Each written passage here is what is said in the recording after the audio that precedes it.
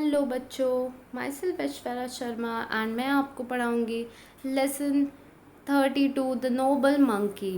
In a forest glade on the banks of the river Ganga there was a tall shady mango tree. Every year it bore big juicy mangoes that were very sweet to taste. In the forest there lived hundreds of monkeys with their king. The monkey king was bigger, stronger and also wiser than all the other monkeys. तो एक forest था river Ganga के पास, जहाँ पे एक mango tree थी जो बहुत लंबी थी और उसके बहुत सारे शेड थे। उसमें बहुत जूसी बड़े बड़े मैंगोज होते थे जो खाने में बहुत मीठे थे। उस फॉरेस्ट में हंड्रेड्स ऑफ मंकीज रहते थे अपने राजा के साथ। जो मंकियों का राजा था वो बहुत बड़ा था, बहुत स्ट्रांग था और बहुत समझदार भी था। The monkeys loved the mango tree for its spreading branches, cool shade, and delicious fruit. They often played about on the tree and enjoyed eating the tasty mangoes. Their king warned them, don't let even a single mango fall into the river. If the current carries it down to the land of men, they will come here and search of the heavenly fruit and destroy the peace in this land. और वहाँ जो monkey रहते थे वो mango tree से बहुत प्यार करते थे, क्योंकि उसकी लंबी लंबी ब्रांचेस थी जिसमें वो कूदते थे। वो शेड भी देता था, अच्छा फ्रूट भी देता था। वो सारे मंकी उस ट्री में खेला करते थे। पर जो मंकी किंग था वो सबको वार्निंग दे के रखा था कि एक भी मैंगो इस रिवर में गिरने मत देना, क्योंकि अगर ऐसा होगा तो ये आदमियों के लैंड तक पहुंच जाएगा, और अगर उन्होंने ये जूसी फ्रूट देख लिया तो वो इसकी खोज में यहाँ आएंगे और हमारा सब कुछ बर्बाद कर देंगे। One day, however, a ripe mango fell into the river and was carried with the flow to the city of Banaras. It was found by a fisherman who had never seen anything like it before. So he presented it to the king. When the king tasted a slice of the fruit, he liked it very much. He shared it with his queen and ministers. They all loved its flavor, and in the end, it was decided that a search party should be sent to find the tree that bore such divine fruit.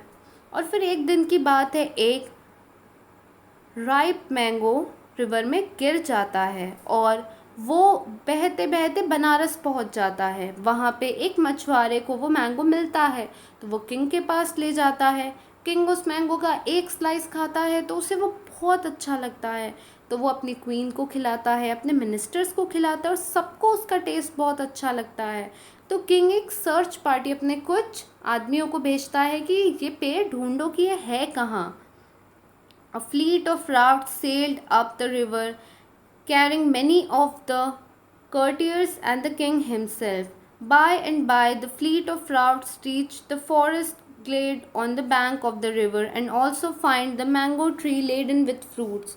The king and the courtiers were overjoyed. तो इसके बाद राजा अपनी ships लेकर उस river में उस tree को ढूंढने निकल जाता है। वहाँ पे राजा रहते हैं और उसके आदमी रहते हैं। धीरे धीरे वो फॉरेस्ट में पहुँचते हैं और फिर उन्हें वो मैंगो ट्री दिख जाता है और किंग और उसके आदमी बहुत खुश होते हैं। When the king's men noticed the monkeys enjoying the fruit, they were annoyed. They decided to drive them away mercilessly. They sent volleys of arrows to kill the monkeys and to scare them away for good. The monkeys' king swung to the other side of the river and ordered the others to do the same. और फिर जैसे ही king के आदमी ये देखते हैं कि monkey वहाँ पे फ्रूट खा रहे हैं, तो वो सोचते हैं कि इन्हें किसी भी तरह से यहाँ से भगाना है। तो वो उन्हें तीर से उन पर वार करने लग जाते हैं और उन्हें डराने लग जाते हैं। इसके बाद जो मंकी किंग होता है वो रिवर की दूसरी तरफ चला जाता है और सारे मंकीज़ को बोलता है कि वो भी ऐसा ही करें। Move quickly, save your lives by vanishing deep into the forest on the other bank, he urged. और फिर वो मंकी किंग कहता है, जल्दी जल्दी चलो, उस रिवर के उस तरफ चलो, नहीं तो हम सब मारे जाएंगे, हमें अपनी जान बचानी है।